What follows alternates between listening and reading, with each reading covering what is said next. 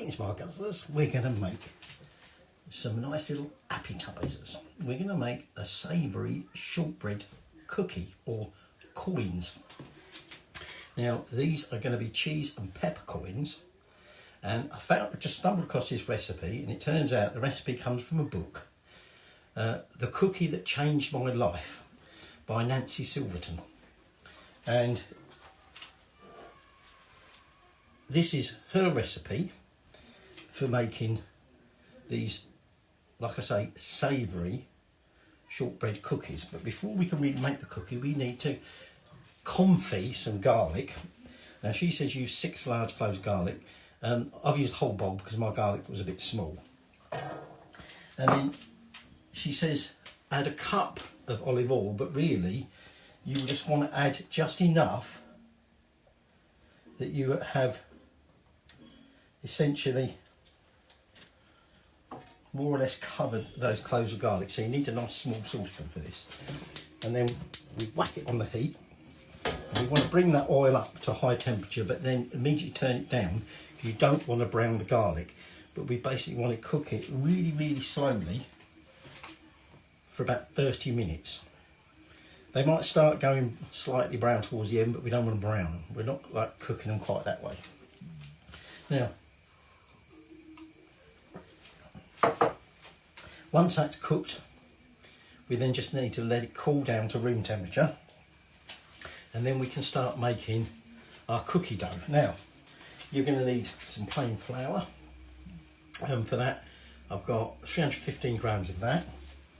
You're going to need some chili flakes.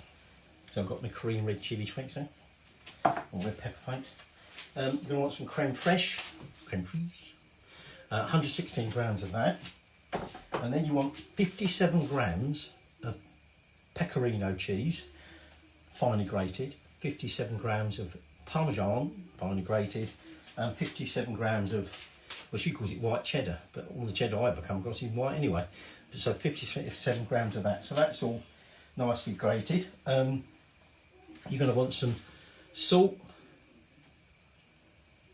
and that's it. Apart from at the very end, the oil starting to look like it's getting hot. At the very end, when we create the cookie dough, and in this case we're going to create like a roll that we're going to slice. Hence, as they say, coins. Right, they're starting to make a noise. So at this point, you want to turn that right down nice and low. Low, not off. What's this doing now? Being a pain in the neck. What is my thing deciding to go off? Oh, I don't know. And now we're just going to, like I say, let that simmer away in there. Give it a little shake every now and again because it's not quite covering them all. For 30 minutes. Right, now while that oil is cooling down, I mean, in this bowl, which is going to be my final mixing bowl, we're just going to add in them cheeses, and then we're going to just give them a bit of a mix around together. I'm not sure which cheese that is. One of it's being a bit sticky. So I'm just going to try and break that up, mix that together, and then we're just going to put that to one side. Now, one other thing I've got to mention that goes into it, and that's because it's in the fridge, so it's out of mind. Some unsalted butter, which you've kept nice and chilled, cubed up. I've got 169 grams of that. Okay. And we'll keep that in the fridge until in a few minutes or so when we're going to need it. So I'll put my cheese to one side. Now you're going to need your food processor. So into my food processor, I'm going to put the flour. Okay. And then salt. I want 1.5 teaspoons of salt.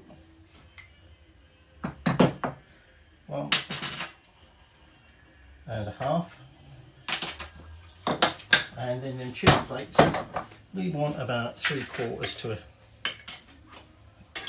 tablespoonful of those chili flakes.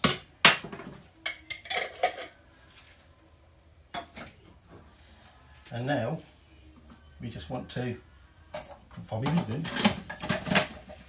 to sort of whiz them together, just get them all nicely mixed together. So this is where I take that butter,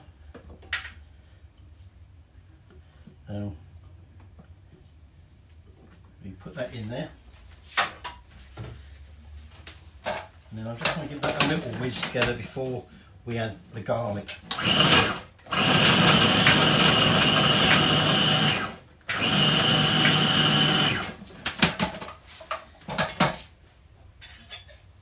Now you want to remove the garlic. Now the garlic should be soft. They've gone a little bit brown, but taking it off the heat, it didn't seem to stop it. Okay, test them with the back of a spoon. They're a little bit nice and sort of soft. They're probably spreadable. So in that goes in there. Oops, don't want the brush, don't want not yet. Oh, I've just thrown away my tablespoon measure.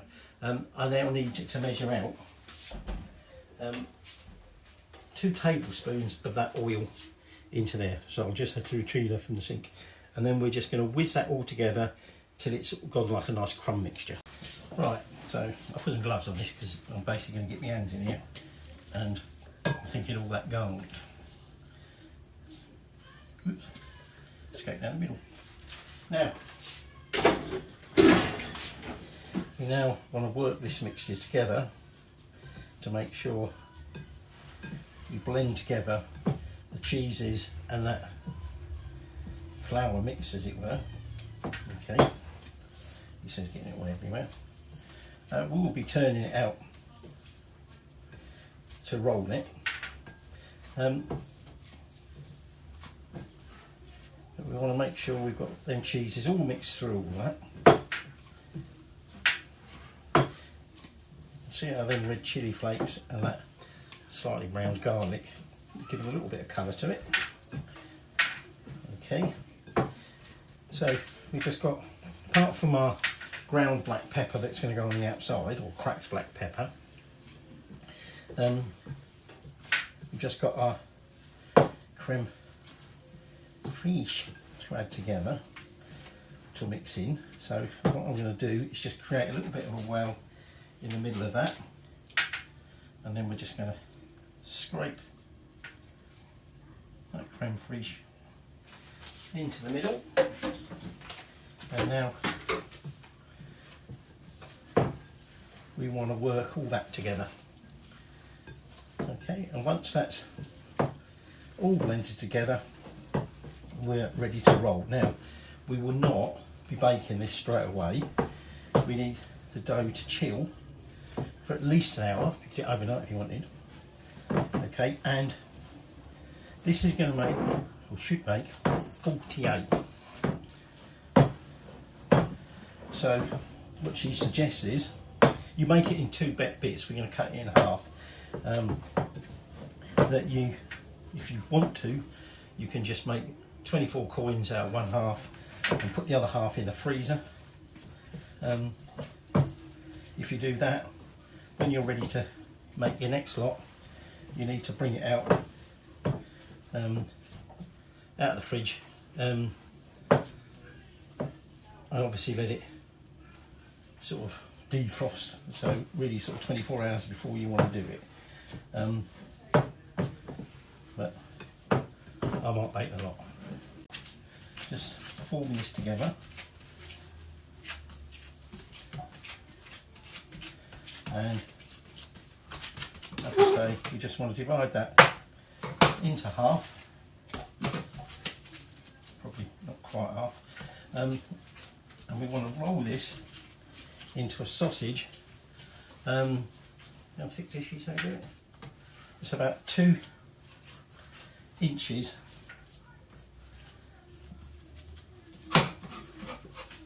in diameter. Okay. Now, I was getting ahead of myself. We will need the black pepper, but we're not actually doing that until this is chilled. So, we'll roll each one into this sausage.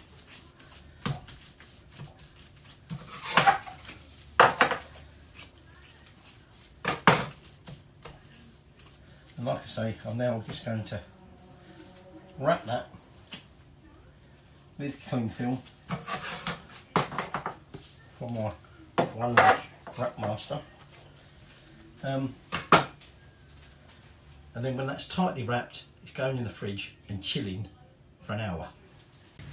So here we have the first roll unrolled, and I'm going to take some of that garlic oil and just give it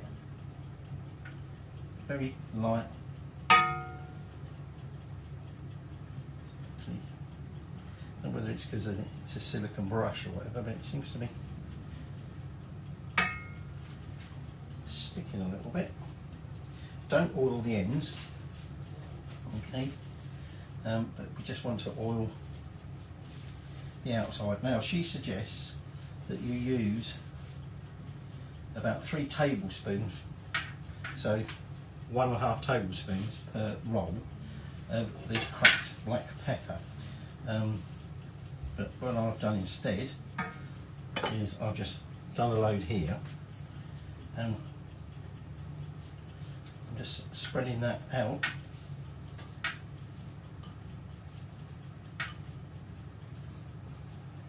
onto here, and then you just want to roll this in that black pepper, okay, just to coat the outside.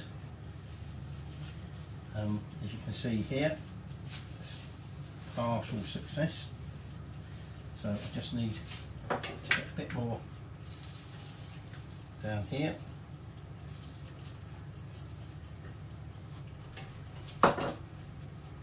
Roll that back in that way. Now, you now need your oven on, preheated to 177, and some baking sheets lined with baking paper.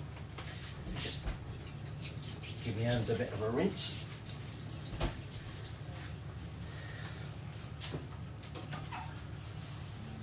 And now, using a sharp knife, we now just want to cut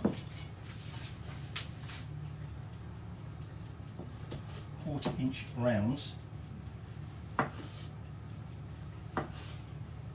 Now they do misshape a little bit, so just straighten them out, and you need to leave at least 1 inch between them. I'm going to give them a little bit more than that. Oops. Okay, so you should be getting, although perhaps I'm just cutting these a bit thick, should be getting 24 out of this, but I suspect I'm probably cutting them a little bit on the thick side.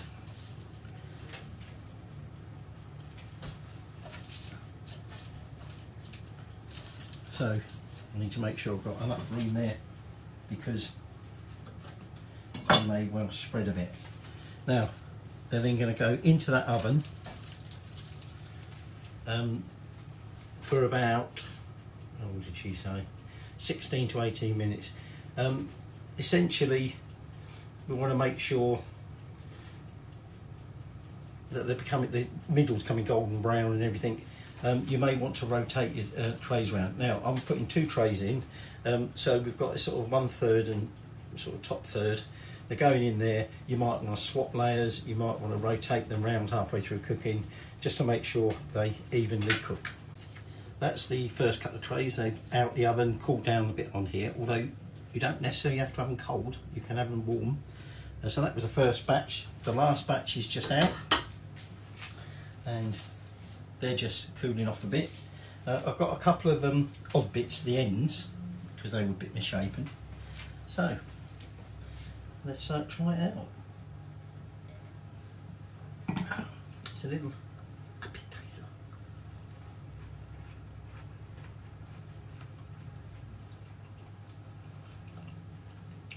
Very cheesy. Well, it will be. It is very reminiscent of cheese scones, except you're getting that hit of the pepper.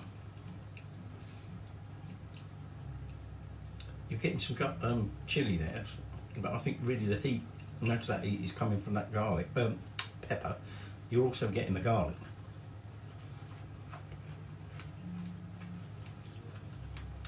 These are definitely cheese and pepper, coins, biscuits. One little thing I noticed, I chilled it for an hour, and even though my knife is sharp, and I'm just thinking perhaps my knife ain't sharp, and I nicked my finger, that's why I've got a glove with that. It is sharp. I think it'd actually work better if you almost semi-froze it, because almost all of them deformed when I cut them, particularly when I tried to make them a bit thinner. Oh, a lot of heat in that one. I bet that changes the flavour of the wine.